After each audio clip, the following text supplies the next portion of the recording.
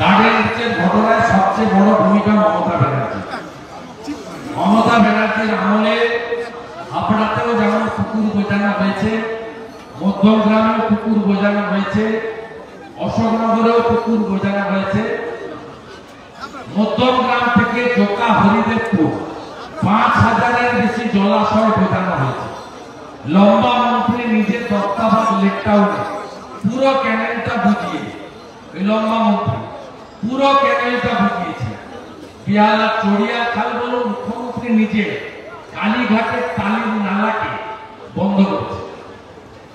এবং এইটা হচ্ছে তৃণমূল ২০১০-এ আসার পরে এই ঘটনাগুলো পরে পরে হয়েছে।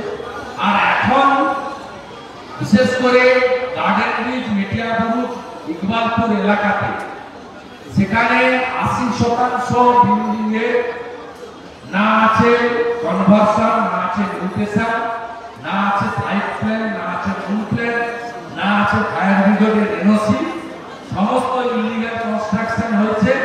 এবং এর সঙ্গে মেয়রের সরাসরি আর্থিক যোগ রয়েছে। কিছুদিন আগে ইডি আমির আলী বলে একজনের বিছনার নিচ থেকে ১৭ কোটি টাকা ওই এলাকা থেকে উদ্ধার করেছিল, আপনারা জানেন।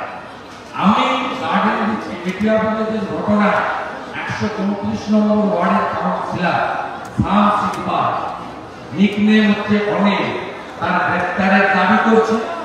এবং সমগ্র কলকাতাতে যত বেআইনি বাড়ি হয়েছে জলাভূমি বুঝিয়ে, তার তদন্ত নিরপেক্ষ তদন্তকারী সংস্থা থেকে হোক এই দাবি করছে। আমি আগামীকাল একটি আরটিআই জমা করছি কলকাতা কর্পোরেশনে, যেখানে বিগত ৫ বছরে প্রত্যেকটি ওয়ার্ডে অনুমোদিত বাড়ি, বিল্ডিং, কমার্শিয়াল আর ডোমেস্টিক আর রেসিডেন্সিয়াল, তার তালিকা চাইব এবং রিজেক্ট হওয়া প্ল্যানের তালিকা চাইব, পেন্ডিং থাকা প্ল্যানের তালিকা চাইব। আমি যেভাবে পাবলিক সার্ভিস কমিশন থেকে ১৫-১৬ সালে সব তথ্য পেয়েছিলেন আরটিআইতে, আমি এখানেও সব তথ্য বের করব। এবং এটা এডুকেশন, টিচার রিক্রুটমেন্ট স্ক্যাম, পরবর্তীকালে রেশন দুর্নীতির মতো কলকাতা মিউনিসিপাল কর্পোরেশন এলাকায় ইলিগাল প্রমোটিং বা ইলিগাল বিল্ডিং কনস্ট্রাকশনের যে ইস্যু, এটাও একটা বড় স্ক্যাম হিসেবে আগামী দিনে সামনে আসতে চলেছে।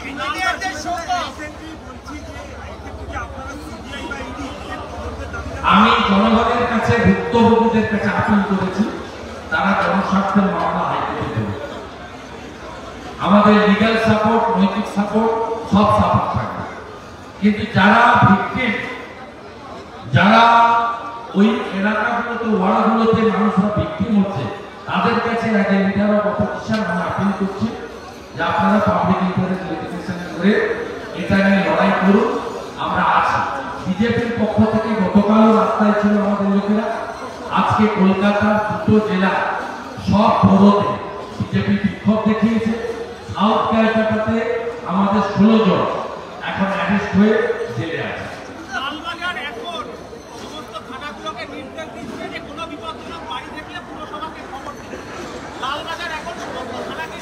এই ভোটের জন্য মাননীয় মুখ্যমন্ত্রী সন্দেশখালী আসেননি কেন? তিনি মেটিয়াবুরুজে গেছেন, ভালো করেছেন, কিন্তু উনি যাওয়ার আগে মাইক পৌঁছে গেছে, ভাষণ দেবেন না। যে গার্বেজের তলায় যে গরিব লোকগুলো চাপা পড়েছিল, তাদের উদ্ধারের জন্য ড্রিলও আসেনি, এনডিআরএফ তো কিন্তু মাইক আর সঙ্গে মাইক্রোফোন ওটা আগে চলে এসেছিল। বক্তৃতা করতে হবে আর পিছনে মালা না, যেহেতু দক্ষিণ কলকাতার প্রার্থী, ভোট ছাড়া কিচ্ছু বোঝে না। মমতা ব্যানার্জির উচিত একবার না 3বার সন্দেশখালী যাওয়া, 3 মাসে যাওয়ার সুযোগ পাবে। অতএব লালবাজার এগুলো করছে মিডিয়া প্ল্যান করার জন্য। আপনারা দেখাবেন ব্রেকিং নিউজ, কিছু দরখাস্ত আছে, কিন্তু এর সলিউশনটা কবে হবে জানেন? কবে হবে? বিজেপি সরকারের যোগী আদিত্যনাথজি এই সমস্ত বেআইনি কাজকে মাটির সঙ্গে মেশানোর জন্য কি ব্যবস্থা রেখেছিলেন? আর উত্তরপ্রদেশে বুলডোজারের গুলো সব আইডিয়াল হয়ে পড়ে আছে, ওগুলো আমরা ওখান থেকে নিয়ে আসি।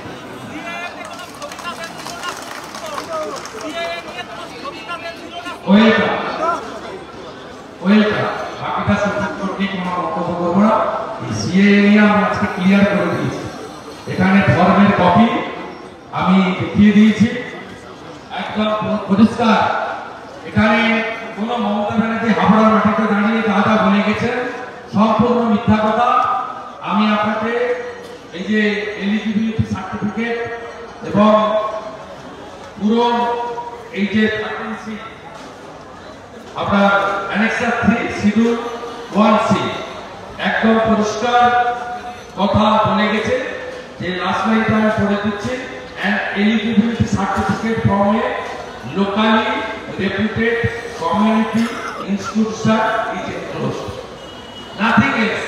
গোসাই, দলপতি, পুরোহিত যে কোনো প্রতিষ্ঠান থেকে একটি করে সার্টিফিকেট নিয়ে অ্যাপ্লাই করে দেবেন, ভারত সরকার সব আপনার কাছে সার্টিফিকেট পাঠিয়ে দিবে। মমতা ব্যানার্জির পুলিশ আর ৭১-এর আগে দলিল চাইতে পারবে। পিয়ার ঠাকুরের লড়াই সাকসেস, উই শ্যাল ওভারকাম।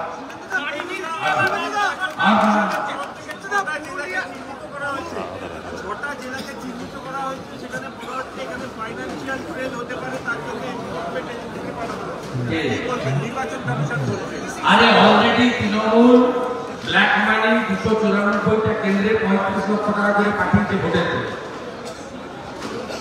৩৫ লক্ষ টাকা করে এমসিসি ঘোষণার আগে পার অ্যাসেম্বলি পাঠিয়েছে। হাওড়াতে একটা মন্ত্রী দিয়েছে ১৬ জন, আমাদের তথ্য আছে। যাদবপুরে একজন মন্ত্রী দিয়েছে, ওদের লোকেরাই আমাদের বলে গেছে যে এই বাড়িতে এত টাকা পৌঁছে দিয়েছে। অলরেডি ২,৪৫ লক্ষ টাকা করে তৃণমূল আলো টাকা প্রত্যেকটা লোকসভাতে পৌঁছে দিয়েছে। ওই জন্য দেখছেন না ভারতীয় জনতা পার্টির কর্মীরা নিজেরা চেয়ে চিনতে নীল ব্লু দিয়ে পদ্ম আঁকছে, কালো দিয়ে পদ্ম আঁকছে, আর ওদের সব কালার পদ্ম, কালার পদ্ম। বুঝতে পারছেন তো, টাকা অলরেডি ঢুকেছে। তবে মোদিজি আছে তো না খাওয়া না খানি, পাতালের ভিতরে রাখুন আর অপার বাথরুমে রাখুন, টাকা লুকিয়ে রাখতে পারবে না, নিশ্চিত রাখুন।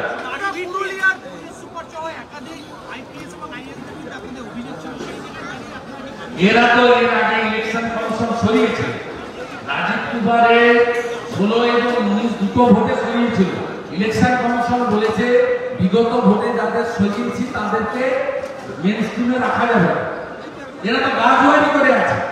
বিগত ভোটে যাদেরকে রেখেছে তাদের মধ্যে কেউ ডিআইজি আছেন, কেউ এসপি আছেন, তাদেরকে তো রিমুভ ইলেকশন কমিশন তার গাইডলাইনকে মান্যতা দিয়ে করবে।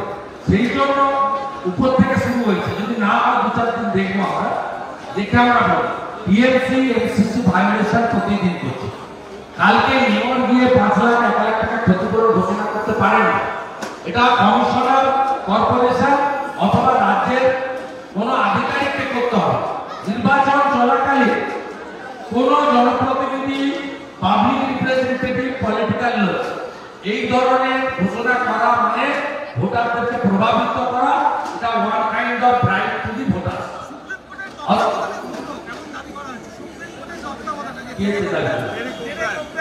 ওর কোথায় গিয়েছিল, ওর কোথায় গিয়েছিল মামার বাড়ির আপনাদের।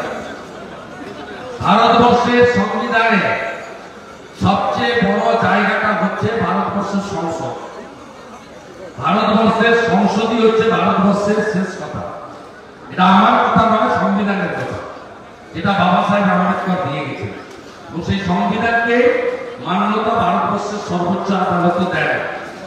সংবিধানের যে প্রিয়াম্বল গুলো আছে বা যে ক্লজ আছে তার ভায়োলেশন হলেই একমাত্র কোর্ট হস্তক্ষেপ করে। যেমন মমতা ব্যানার্জি আর তার সরকার প্রতিদিন হায়ার জুডিশিয়ারির কাছে কানডোলা খায়। আমার কাছে তো খেয়েছে। ডিজিটাল খবরিলাল, খবর আপনাদের, নজর আমাদের।